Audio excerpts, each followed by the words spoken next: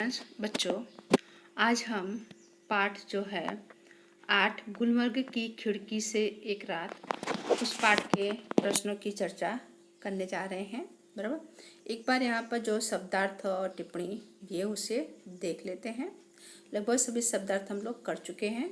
गुलमर्ग का मतलब है कश्मीर का सुंदर प्रकृति रमणीय स्थान, रमणीय यानी सुंदर। ओके, फिर यहाँ पे तिगलिया ने तिराहा जहाँ 3 रास्ते मिलते हैं। बराबर, रोमांचिक ने आनंद देने वाला, पोटिको ने बरामदा।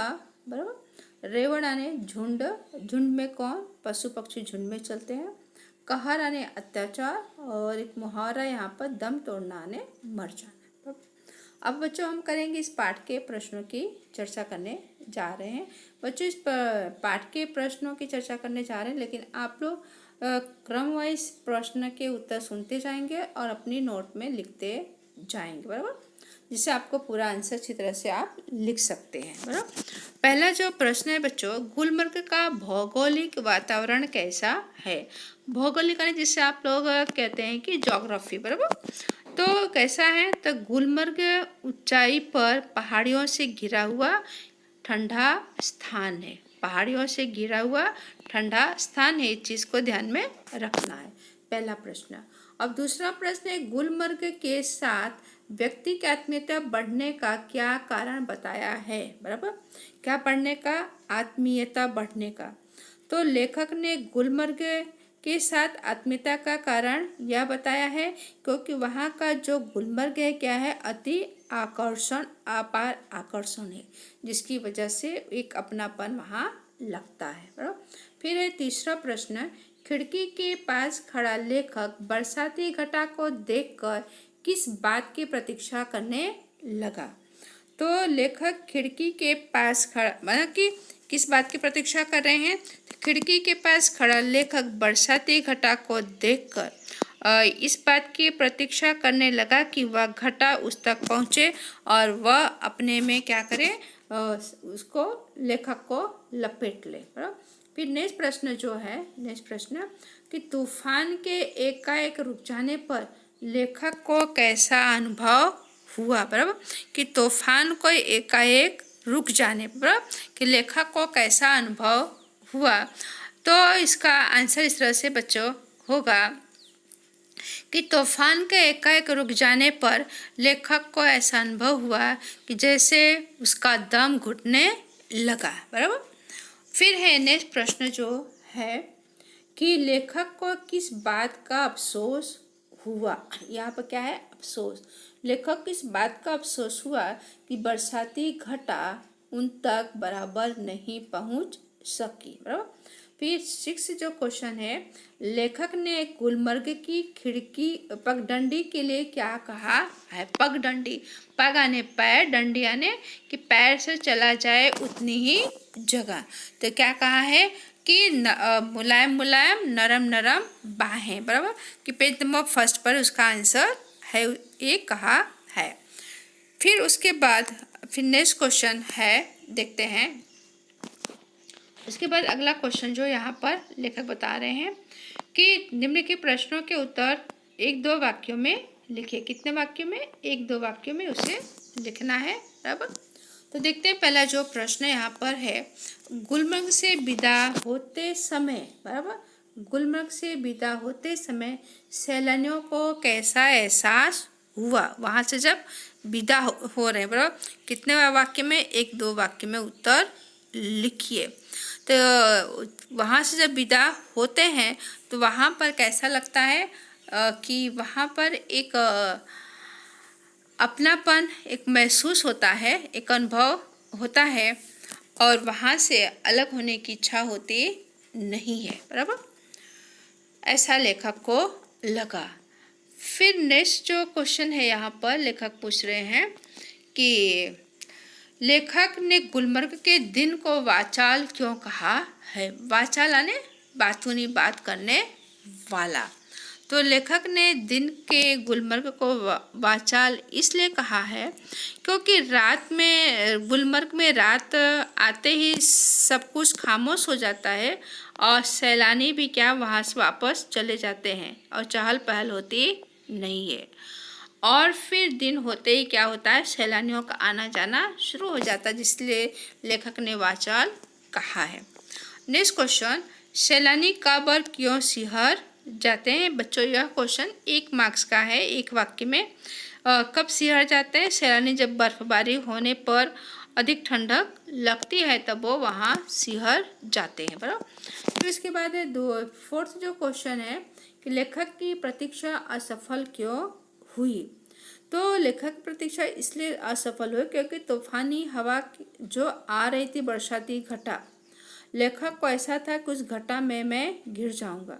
लेखक उसकी प्रतीक्षा कर रहे थे, लेकिन एकाएक क्या हुआ, तूफान रुक गया और घटा वहीं तक, मतलब घटा आगे आ पाई नहीं।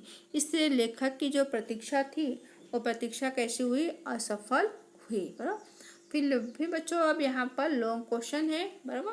लॉन्ग क्वेश्चन देखते हैं। प्रश्न नंबर, निम्नलिखित प्रश्नों के 5-6 वाक्य में उत्तर लिखिए। बराबर। पहला प्रश्न, लेखक ऐसा क्यों कहता है कि गुलमर्ग को कभी पूरा देखा नहीं जा सकता है? बराबर।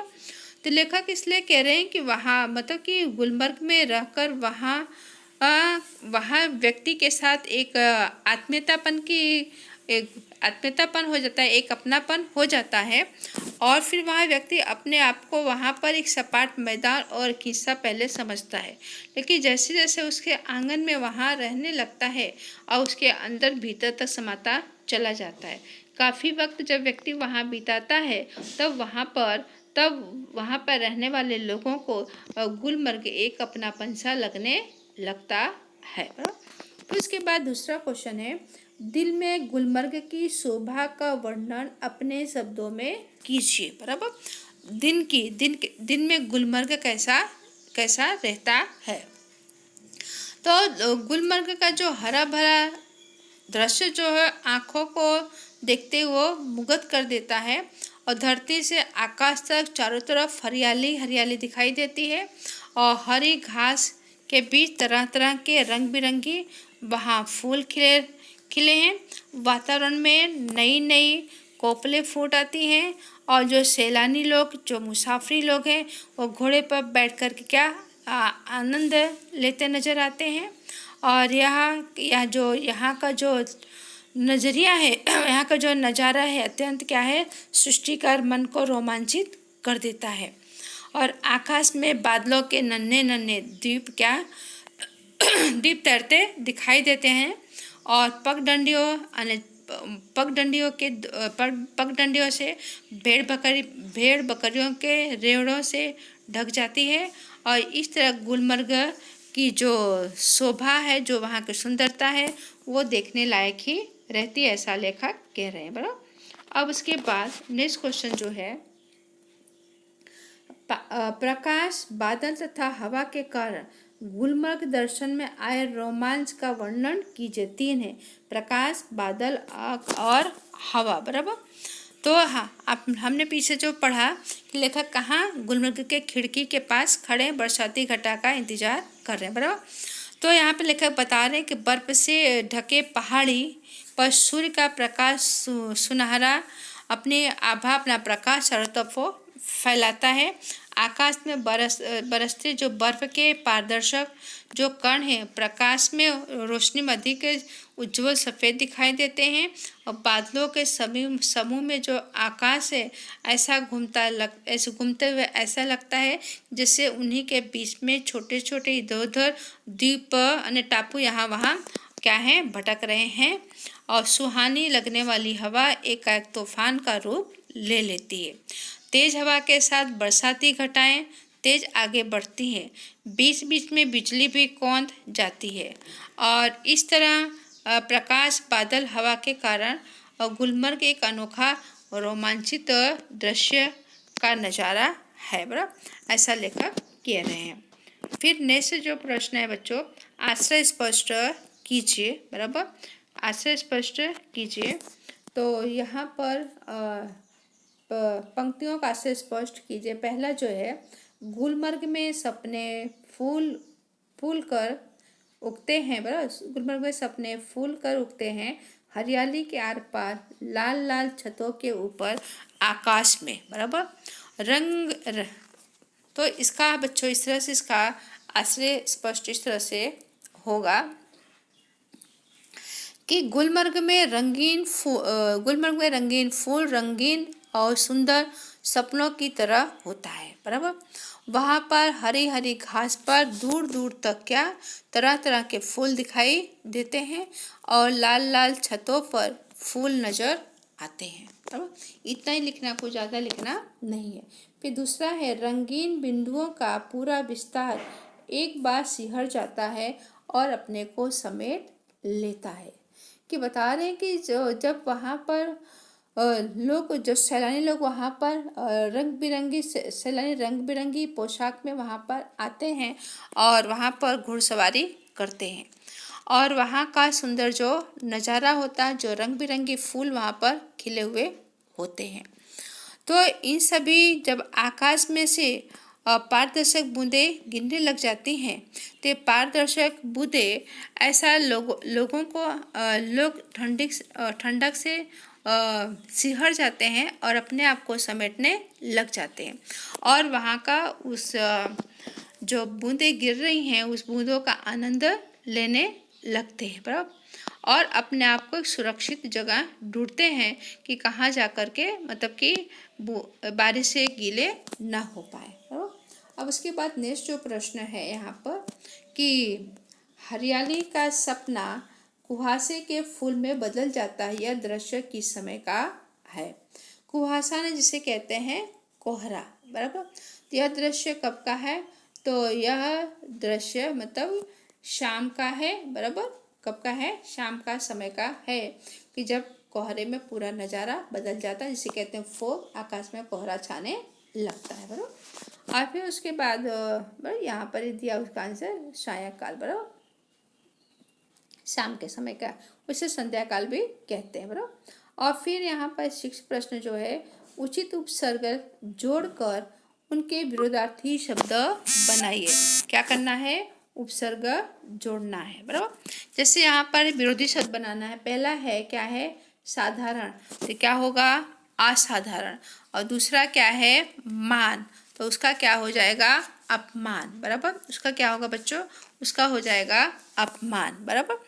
और फिर उसके बाद है उदार, तो तीसरा जो है उदार, उदार का हो जाएगा अनुदार, अनु लिख देना, उसके बाद दार। फिर है उसके बाद है रंग, तो रंग का क्या होगा बच्चों, बोलिए। रंग का विरोधी शब्द होगा बेरंग, बराबर, बेरंग। फिर स्मृति, तो ऐसा ही लिखना, रंग में आगे बे लगा देना है, स्मृति में आगे बी लगा देना है, स्मृति का विस्मृति, बराबर। अब उसके बाद देखते हैं दूसरा जो प्रश्न है, उचित प्रत्यय जोड़ कर विशेषण शब्द बनाइए। प्रत्यय जोड़ना है, उसका क्या बनाना है, उसका विशेषण बनाना है, बराबर। तो उसका विशेषण कैसे बनेगा, पहला जैसे यहाँ पर है सुरमा, बराबर, तो उसकी क्या बता रहा है, विशेषता बता, तो उसका विशेषण बनेगा। तो सुरमा का क्या होगा, सुरमई, बराबर। सु की मात्रा वही सुरमा वाला सु रहेगा, फिर मई, जैसे मई का महीना लिखते हैं ऐसा सुरमई। फिर उसके बाद बरसात, तो बरसाती। तूफान, तो तूफानी, फानी बड़ी नी की मात्रा। फिर यहाँ पर है चमक, तो उसका चमकदार भी चलेगा और चमकीला भी चलेगा। फिर उसके बाद यहाँ पर है विस्फोट, विस्फोट, तो इसका हो जाएगा विस्फोट, का लगा देना है, बराबर। और फिर उसके बाद नेक्स्ट देखते हैं कि उचित, यहाँ पर देखेंगे कि उचित प्रत्यय जोड़कर संज्ञा बनाइए। क्या बनाना है, संज्ञा बनाना है, प्रत्यय जोड़ना है। तो यहाँ पर क्या है, लाल, तो लालिमा, ला और छोटी ली की मात्रा और आ, लालिमा। फिर है बच्चों यहाँ पर है खामोश, तो खामोश का खामोशी जो सी है, तो यहाँ पर मात्रा बड़ी सी की मात्रा कर देनी, स ऐसा ही रहेगा। फिर है दूसरा है कमजोर, कमजोर का कमजोरी, बड़ी री की मात्रा, और फिर है आकर्षक। बराबर, आकर्षक का क्या हो जाए, का हटा देंगे, अणा लिख देंगे आकर्षक। बराबर, और फिर इसे वाक्य में प्रयोग कीजिए। जो नेक्स्ट जो प्रश्न आपका है, बराबर, तो वाक्य में कैसे प्रयोग करेंगे, विस्फोटक। बराबर, तो क्या करेंगे, इसका वाक्य प्रयोग कैसे करेंगे, तो उसका वाक्य प्रयोग इस तरह से होगा कि धरती पर बहुत सारे विस्फोटक बम गिराए जा रहे हैं। आकर्षक, तो फूल आकर्षक है। पारदर्शक, तो पारदर्शक क्या होगा कि पानी कैसा है, पानी बहुत पारदर्शक है, आर पार दिखाई देता है। बराबर, फिर उसके बाद है रोमांचक। बराबर, रोमांचक यानी कि जिससे ठंडी लगती तो हमारे रोंवाटे खड़े हो जाते। बराबर, तो रोमांचक यानी कि बारिश को देखकर मेरा मन क्या हुआ, रोमांचक हो गया। बच्चों, यहाँ पर ये पाठ के प्रश्नों की चर्चा यहाँ पर समाप्त हुई, और आप लोग इसे अपने नोट में प्रश्नों का उत्तर लिख डालेंगे। बराबर, और जहाँ भी समझ नहीं है आप पूछ सकते हैं। तो अगर हो सकेगा तो प्रश्न जो है, प्रश्न आपके 6 और 7 के जो व्याकरण विभाग है वो मैं खुद आपको लिख करके भेजूंगी, जिससे आपकी स्पेलिंग मिस्टेक उसमें होने ना पाए। बराबर, उसमें से देखकर आप लिख डालेंगे। Thank you.